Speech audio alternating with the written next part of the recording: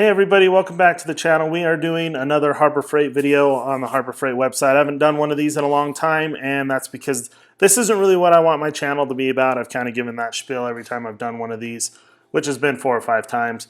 But I can't really do this video. I want to do this video, but I can't really do it any other way than just recording my screen and going over the website.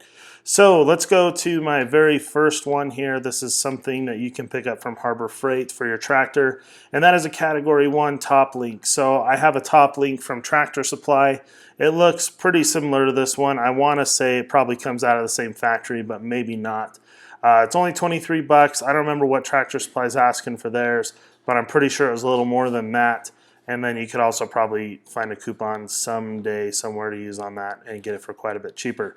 So I actually just saw this in a Harbor Freight down in the Phoenix area when I was down there this past weekend, and I saw it for the first time. I had no idea they had these Category 1 top links. So I actually had to buy a top link. Wish I knew Harbor Freight had them, because I'm pretty sure I paid a little bit more than that at Tractor Supply. Maybe not a whole lot more, maybe less than I think. So it extends from 20 to 28 inches, so you have 4 inches of travel at each end, and it's pretty much just a standard top link like you'd find anywhere else. All right, moving on to number 2. So this is a 3-point quick hitch. I think I might pick one of these up someday. I don't know that I need one soon because I just don't use my tractor all that often, and I don't change out implements all too often either. But it would be nice to get one of these one day, and they do seem pretty well built. I couldn't build one myself. Well, definitely not with these like skid steer quick attach levers here. I know that's not what they're called, but that's what I associate them with because I've used skid steers quite a bit with that kind of style of lever for their quick attach system. But anyway, so this is a quick hitch for your 3-point hitch, and I do think I'll end up picking one up someday. I don't have any reason to believe it wouldn't work on my 4-day-N, and I think it'd be a nice little addition for it. So the third thing isn't exactly a tractor accessory or whatever, but it is these Lynch pins, and they do come with an assortment of them.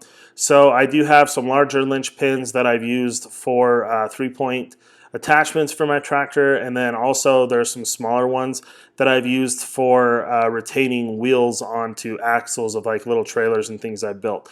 So there's a lot of uses for these things. You can definitely pick them up and use the Lynch pins for whatever you need. 8 bucks. That's a pretty cheap assortment of them if that's something you could see yourself using or picking up. Might be nice just to have some extras laying around in case you lose some. All right, so the fourth thing that we got here, and I saw this a long time ago, and I kind of thought, man, it's something I'd probably never pick up. It's got pretty good reviews. I've never seen one used. I've never even looked up reviews on them or seen really anything about them, but I do have known for a while that they've had these things. And so that's a pretty big generator. That's bigger than any gas-powered generator that they have that I know of. But what it does say is that you need a 30 horsepower plus tractor. So I've got like a 24 horsepower Ford 8N. Where does it say that? Yeah, at least a 30 horsepower engine to generate clean, efficient power. So I don't know that my Ford 8N would be enough to power that generator for clean, efficient power. I'm sure I could get some kind of power out of it. But if I end up having a bigger tractor someday, this might be something I consider picking up. They've got the 3-point hitch arms here, and so you can mount it to the back of your tractor, take it wherever you need to go, and get some work done. I think that'd be pretty nice on a little subcompact utility tractor, or most of those are around 25 horsepower, so maybe just one step up from there.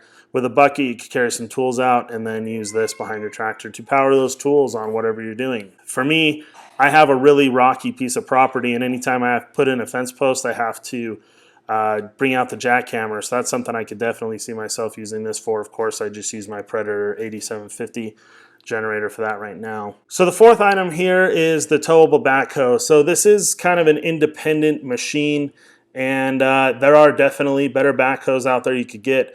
Of course, a lot of people will say this thing's not even a backhoe. They'll say it's a trencher or whatever.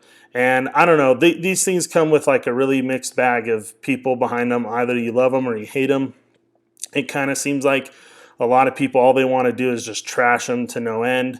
Other people that actually own them, from what I can tell, think that they're actually pretty cool. So I'm assuming Harbor Freight's updating this, And I actually hope that they're coming out with a different one, because this is something that's interested me a long time ago, or for a long time. And I'd like to maybe try out someday if I have the extra money where I feel like I could potentially waste it. So that day may never come. But just thinking about it, yes, if you have a more modern tractor, you can attach a backhoe onto the back of your utility tractor.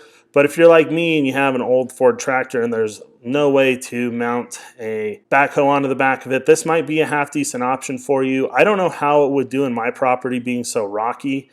I'd be really interested to find out. I do fear I'd break teeth off the bucket and stuff quite often and bend up these hydraulic cylinders and whatnot.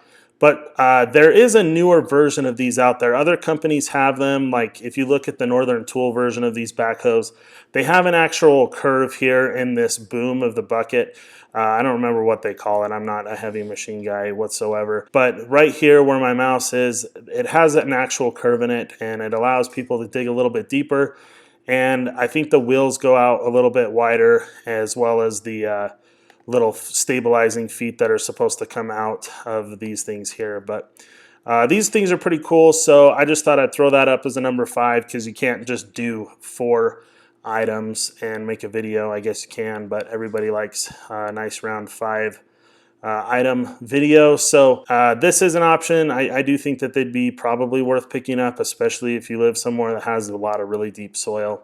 I've seen people remove stumps with them and do all kinds of different things with them. So a lot of good reviews here with them. I do think that there are some bad reviews, but like I said, these kind of come with a mixed bag of people behind them. Either you love them or you hate them. Yeah, so I mean, definitely not going to be exactly like a real backhoe, or even like a backhoe on the back of a utility tractor, but definitely seems like better than a shovel.